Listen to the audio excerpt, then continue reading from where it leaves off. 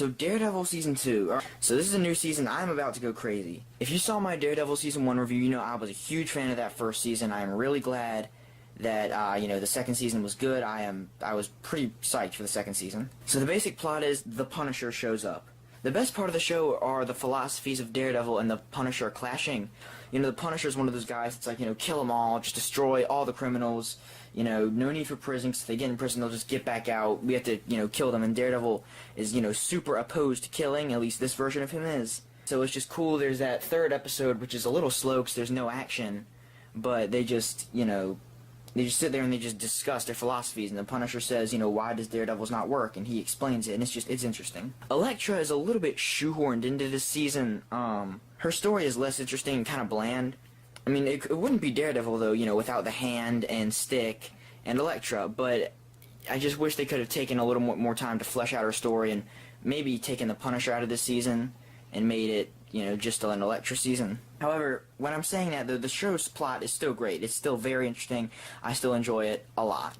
The Matt Karen romance doesn't really go nowhere. I have, completely blanked out on the last season, and so I cannot remember what happened to Foggy Karen romance. I do really enjoy the Matt Karen romance. The Matt Karen romance, I mean, it was good while it lasted. It just didn't really serve a purpose, didn't really go anywhere. It might, once Season 3 comes out. The way the Punisher story ended was disappointing also.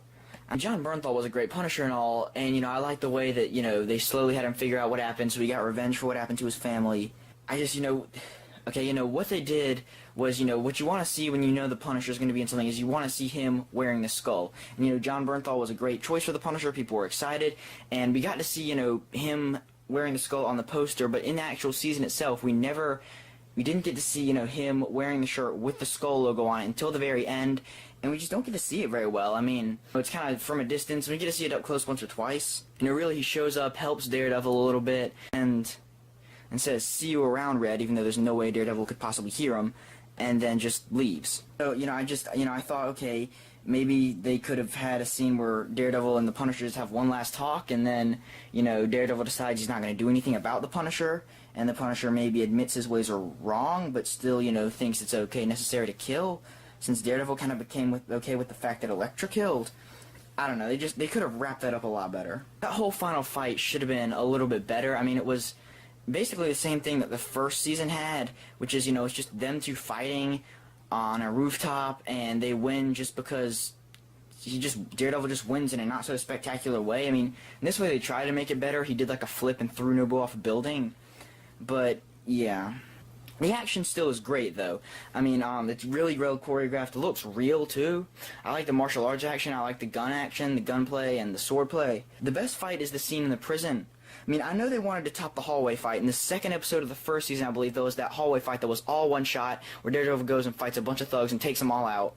And so they wanted to top that, so basically they just made it longer. I believe it's the third episode of this season. They just make, him fight a bunch more people. Only this time they're bikers. And he just fights more and more people.